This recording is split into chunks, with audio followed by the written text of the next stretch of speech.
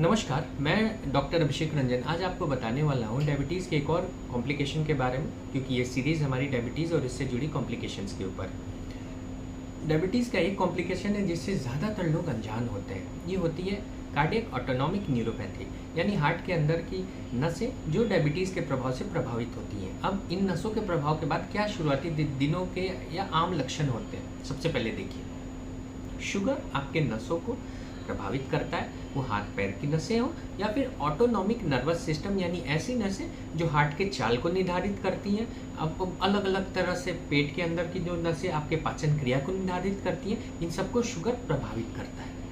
अब अगर आपके हार्ट की दीवार की जो मांसपेशियां हैं उसके अंदर जो नसें गई हैं जो हार्ट के चाल को निर्धारित करती हैं, उन नसों में सूजन आ जाए डायबिटीज़ के प्रभाव से, तो फिर आपके हार्ट की चाल बढ़ सकती है। तो पहला लक्षण कि हार्ट की चाल में वृद्धि पाई जाएगी, यानी रेस्टिंग हार्ट रेट आपका 90 से 100 या उससे भी ज़्यादा हो सकता है बिना किसी कारण के। दूसरा लक्षण, आप बैठ करके उठते हो तो फिर आपको कुछ क्षणिक भर के लिए चक्कर आ सकता है या अंधेरा हो सकता है, यानी पोस्चुरल हाइपोटेंशन भी पाया जाता है। इसके साथ साथ मैंने पाया है कि कई सारे ऐसे पेशेंट्स हैं जो डायबिटिक कार्डियक ऑटोनॉमिक न्यूरोपैथी से पेशेंट हैं, पीड़ित हैं। इन पेशेंट्स में मैंने पाया कि कई सारे पेशेंट्स को बीपी बहुत फ्लक्चुएट करता है, यानी अगर बीपी आपकी 130-140 रहे तो अपने आप कभी 160 जा सकती है और कभी 110 तक भी आ सकती है। बताता चलूं कि ऐसे पेशेंट्स में कई बार सडन कार्डियक डेथ भी बहुत आमतौर पे पाया गया, यानी ऐसे कई सारे केसेस होते हैं जिनमें पेशेंट रात्रि को निंद्रा में जाते हैं और सुबह उठने के बाद वो उठ ही नहीं पाते, गंभीर अवस्था में ऑन स्पॉट डेथ हो सकती है।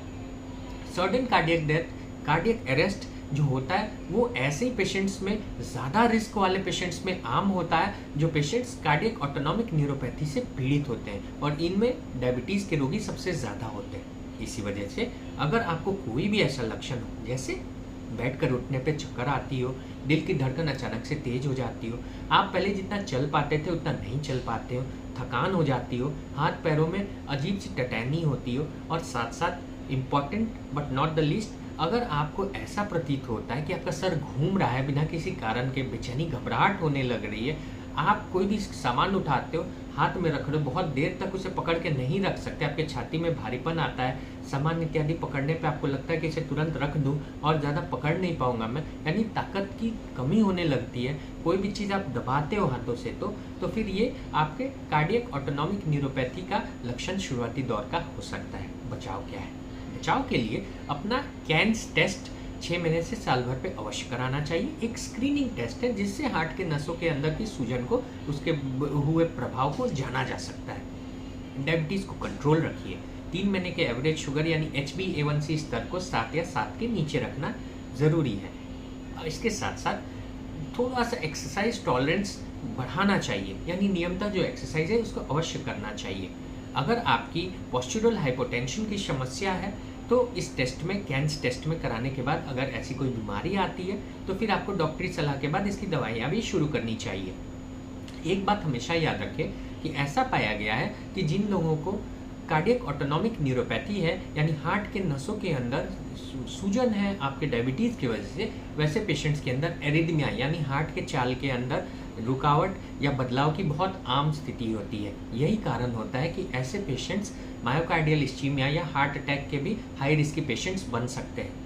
सबसे दिलचस्प बात कि कई सारे ऐसे रोगी होते हैं जिनको पता ही नहीं होता कि हार्ट के अंदर के नस की भी सूजन की समस्या हो सकती है, क्योंकि शुरुआती के स्टेजेस में ये बहुत नगण्य या जीरो के लक्षणों के तरह ही होते हैं। इस वजह से ज़रूर अगर आप डायबिटिक हैं तो अपना स्क्रीनिंग कराकर आप इस विषय में जान सकते हैं। परहेज के लिए शुगर को नियंत्रित रखिए, बीपी को कंट्रोल रखिए, कोई भी लक्षण आए तो उसे कमजोरी मानकर नज़रअंदाज न करें, क्योंकि सबसे आम कॉम्प्लिकेशन जो डायबिटिक कार्डियक ऑटोनॉमिक न्यूरोपैथी की होती है उसमें एक और बहुत आम कॉम्प्लिकेशन है कि पेशेंट का शुगर अचानक से गिरे तो उसे पसीने, घबराहट, बेचैनी होने की कोई भी सूचना नहीं मिलती जब तक शुगर बेहद कम ना हो जाए। ये बेहद गंभीर और खतरनाक लक्षण हो सकते हैं। तो अपना स्क्रीनिंग टेस्ट अवश्य कराइए, शुगर को नियंत्रित रखिए और धीरे धीरे एक्सरसाइज टॉलरेंस बढ़ाइए।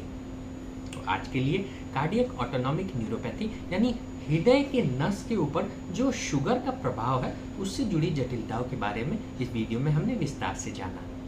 धन्यवाद। जय हिंद, जय स्वास्थ्य क्रांति।